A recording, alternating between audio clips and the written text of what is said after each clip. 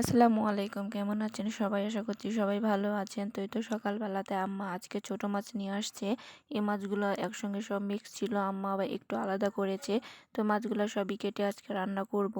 তো এখানে আমি মলা মাছ রান্না করব, তো মাছগুলো আলু দিয়ে রান্না করব। এখানে আলু আমি অনেকটাই চিকন করে কেটে নিয়েছি, যাতে মাছটা যখন সিদ্ধ হবে আলুটাও তার সঙ্গে একেবারেই সিদ্ধ হয়ে যায়। তো আমি রান্না করার জন্য এখানে আলু কেটে নিয়েছি, তার সঙ্গে ধনেপাতা কুচি আর একটু বেশি করে পেঁয়াজ নিয়েছি, কাঁচা মরিচ, লবণ, আদা রসুন বাটা এবং সমস্ত গুঁড়া মশলা দিয়ে মাছগুলো খুব সুন্দর করে আমি হাতে মেখে চড়াবো। তো এখানে সব মশলাগুলো দিয়ে নিয়ে আগে আমি মশলাগুলো এবং আলু পেঁয়াজ যেগুলো দিয়েছি সেগুলো আগে ভালোভাবে মাখিয়ে নেব। আর আমার মনে হয় ছোট মাছ চচ্চড়ি এভাবে হাতে মাখিয়ে চড়ালে সব থেকে বেশি ভালো হয়।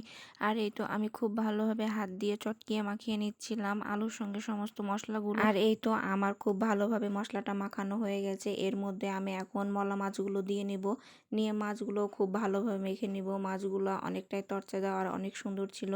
এখন মাছগুলো একটু খুব ভালোভাবে মাখিয়ে নিব। মাখিয়ে নিয়ে আমি অল্প কিছু পানি দিব, মাছ আর আলুগুলো যেন সিদ্ধ হয় ঠিক সেভাবে পানিটা দিব। আর এই তো পানিটা দিয়ে আমি এখন চড়িয়ে দিয়েছি, ঢাকা দিয়ে আমি রান্না করে নিব।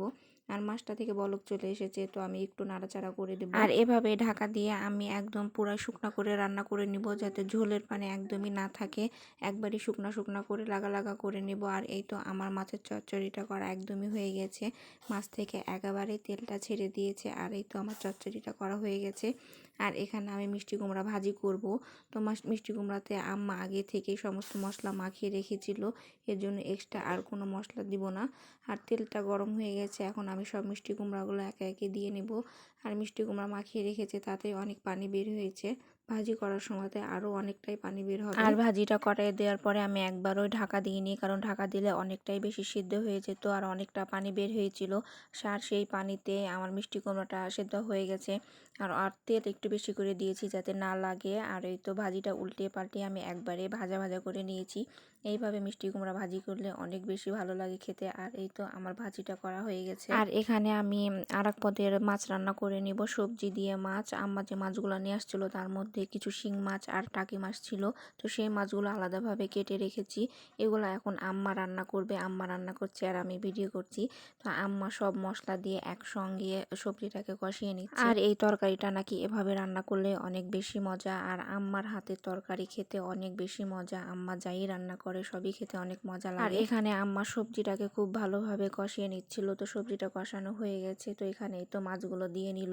আর মাছগুলো দিয়েও খুব ভালোভাবে নাড়াচাড়া করে কষিয়ে নিবে।